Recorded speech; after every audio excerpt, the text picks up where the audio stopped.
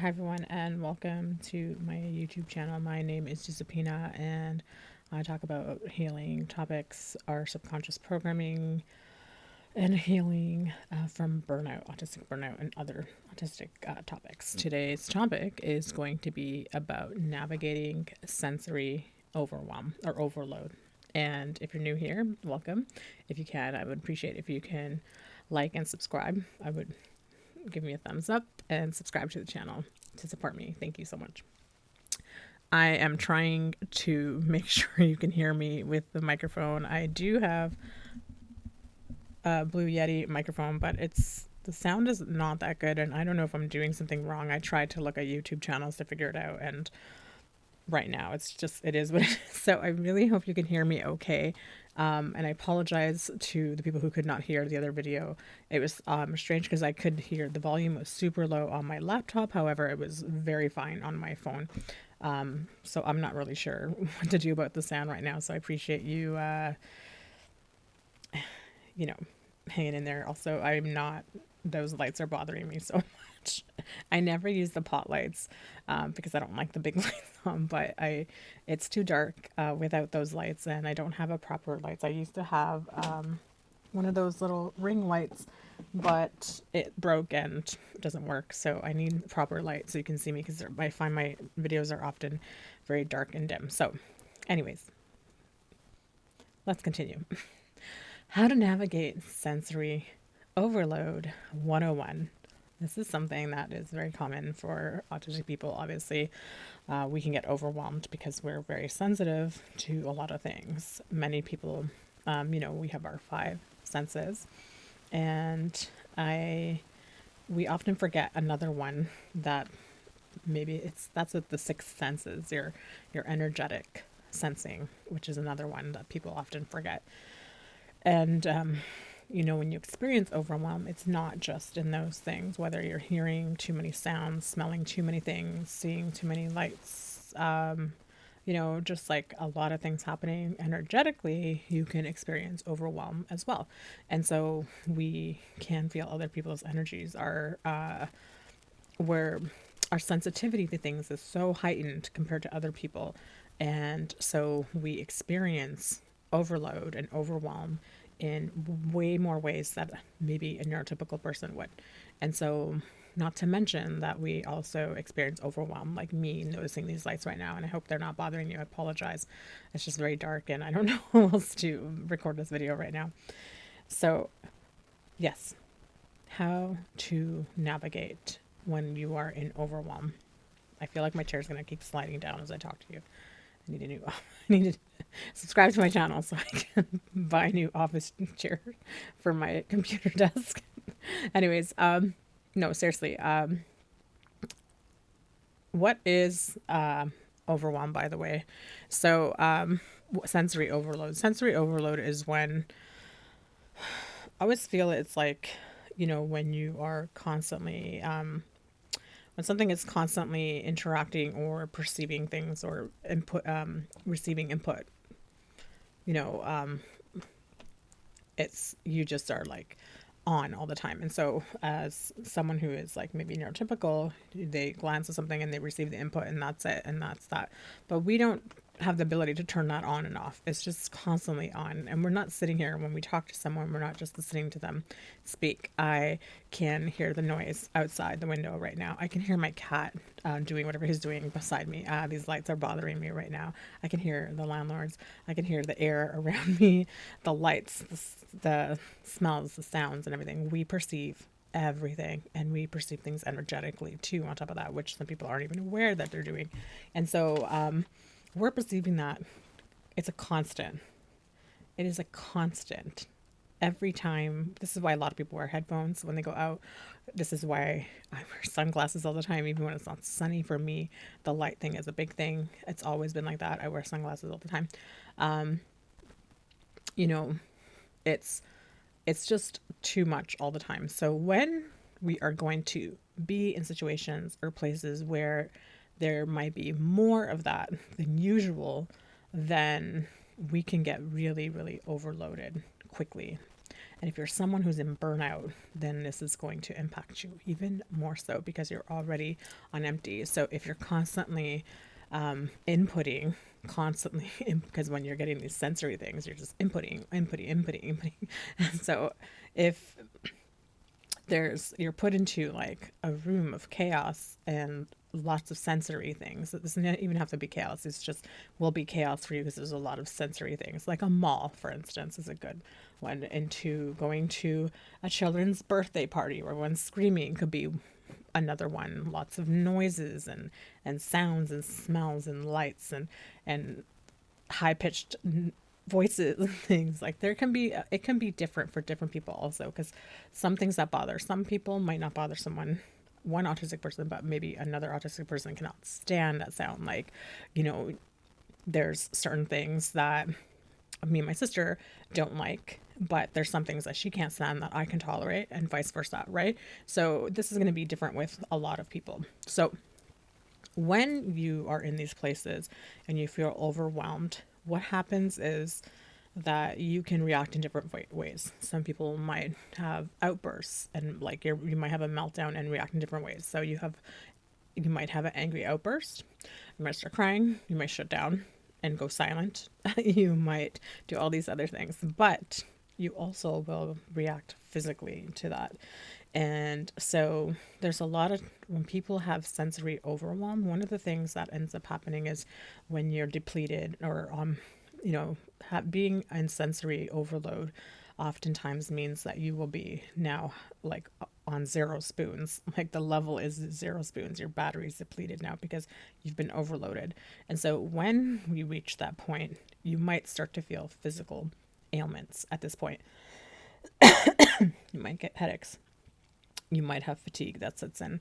You might feel like flu-like symptoms, and you just might feel off. You might start to have really bad, your digestive system starts to like, your IBS and stuff start to flare up. Sorry. And there's all these kinds of things that might start to happen to you physically. And this is a reaction to that shift in your own energy because of that sensory overload and stuff. So for me, being in situations, whether it's in, you know, family things, like my family, it's very neurodivergent and we're Italian. It's very loud and there's a lot happening, people speaking over one another and just like all these kinds of things happening. So that is always overwhelming, that situation. It's always like that. And I expect that. So I have to make sure that there's peaceful things before and after when I do things like that, because I know what's going to happen in situations like that when there's hard days at work, or if I'm going to be going to a function where there's a lot of people. Like those are things I'm aware of. I know what I can deal with and what I cannot, what I want to deal with and what I cannot, what I don't want to deal with.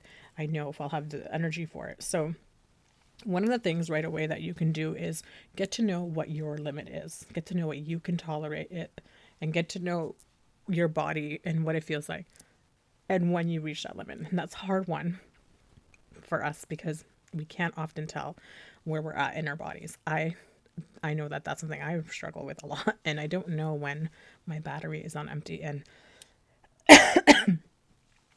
I think my boyfriend has a good way of knowing like when I'm going to reach that place before I do. So, you know, he's really good at that. He can kind of like get a sense of it.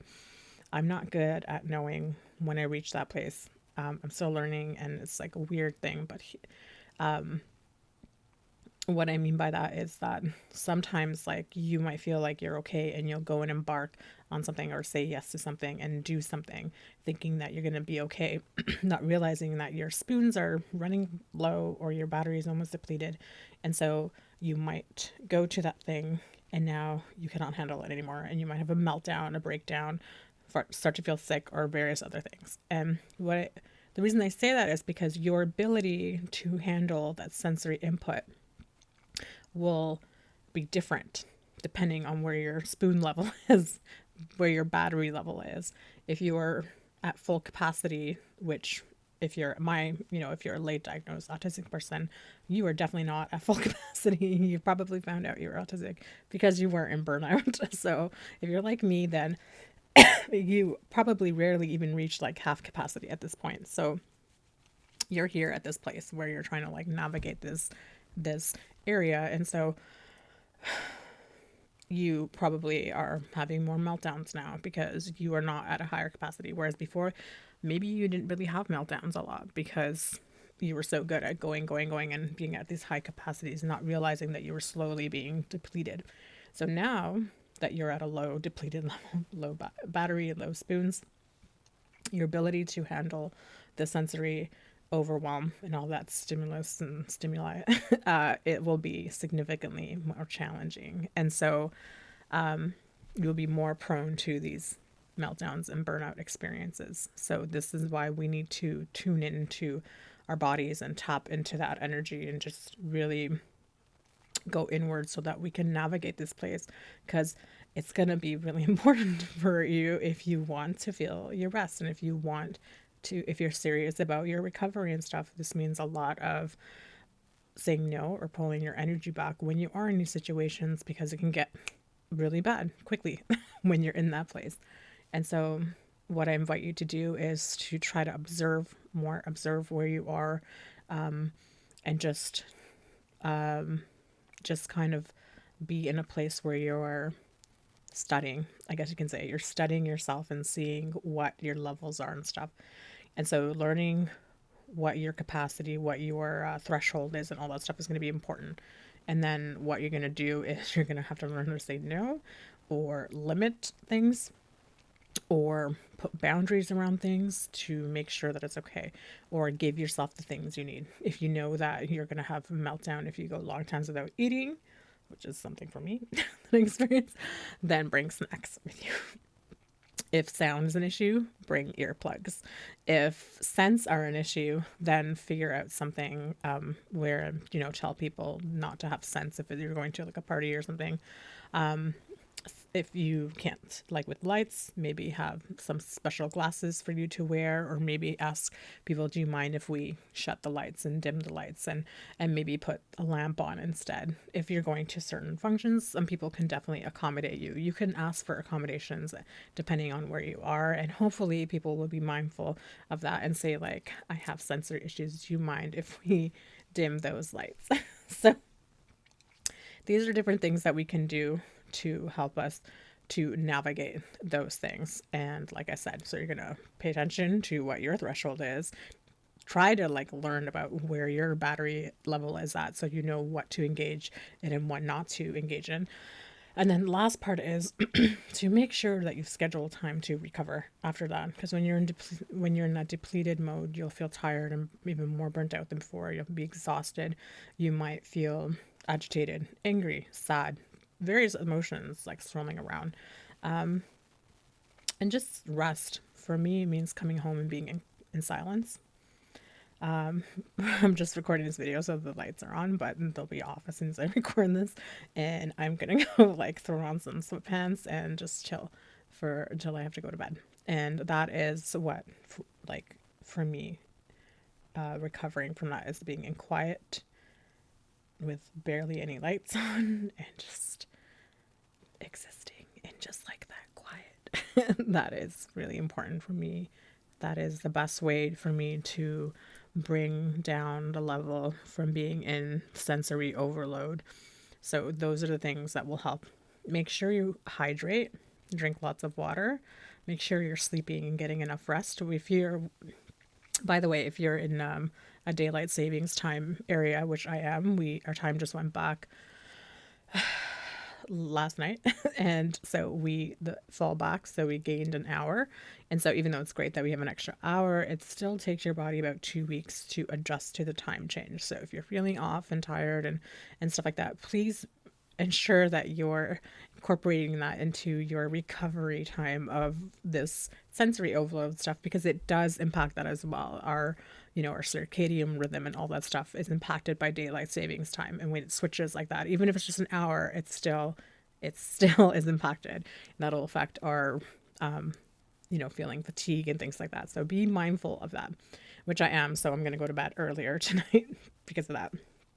But I just want to say, it's normal that you feel overloaded. There's nothing wrong with you for that happening. It's going to happen. Like, I remember someone saying this thing, which I might make a video about And I know a lot of people here who follow me are into all that woo woo stuff. I obviously am, and I'm an intuitive healer, so I definitely am.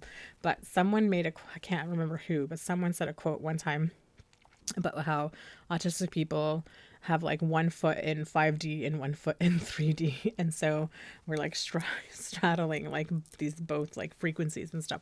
And so the being in that different frequency means that we're sensitive to these things at a much greater level than other people, which is why we are really able to notice things so much more, but also it's overwhelming because the intensity of it can feel like a lot.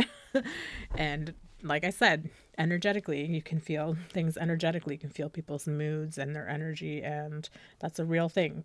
So be mindful of your own energy and everyone's energy. Be mindful of your battery, be mindful of where your spoon level is, and learn how to say no, boundaries, and rest and recover. Those are the things that are going to help. The other thing I wanted to mention is that I'll put on like some healing music or binaural beats or something, like some frequency music. I put my YouTube on my TV because it'll often have like some soothing background on it. I put one lamp on. I put that. I might put some essential oils or some incense because the smells for me are something very like soothing. And then I just relax. I have my favorite blanket that I stim with. It's like I have tactile stimming, and so I have my blanket.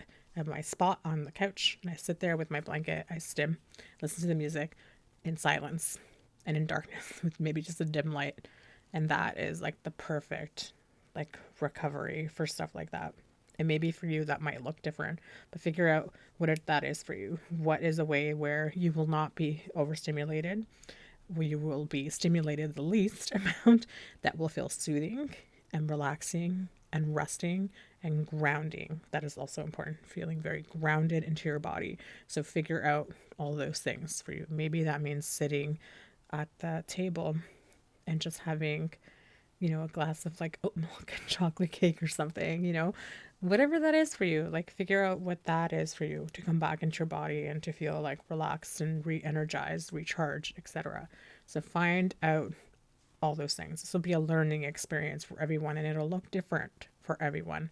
But learning how to do this for yourself is going to be important for basically your like survival. If you want to function in a normal way and to thrive in a normal way, not normal way, but to be able to thrive and enjoy life and to experience things. Because sometimes I do want to do these things and I know that they're going to affect me and stuff like, and I want to be part of them, but I know that it's going to affect me after. So I have to ensure that I have these things in place to help me to recover from them and to be okay. So let me know what you do, what helps you. Maybe for you, it's a bath, and maybe it's a tea or whatever that is for you. And, just find out what those things are for you. And you probably already have your little things that help you self-soothe and things like that and recharge. But let me know in the comments what works for you, and let me know what are the things that you find are too much for you, that you can't handle and that is overwhelming. And then sometimes people, you might even agree, you might decide not to even participate in some things. And maybe you just like don't ever do those. Even if your battery is like full, you're like, that's something that is your boundary, that I just won't do that thing, and that's okay. So you need to figure out all those things, what they are for you, and what yours looks like is going to be different from what someone else's looks like. So don't go by that. Go by what you feel and what's okay for you. That is the most important thing here. Anyways, I hope you found this video helpful. Please like and subscribe. I would appreciate that so much. Thank you for being here, of course, and thank you for all your participation and your comments. Like, I love everything that you guys write. I love being involved in the conversation, and keep doing that. I look forward to connecting with you more. I hope you have an awesome day. Take care. Bye.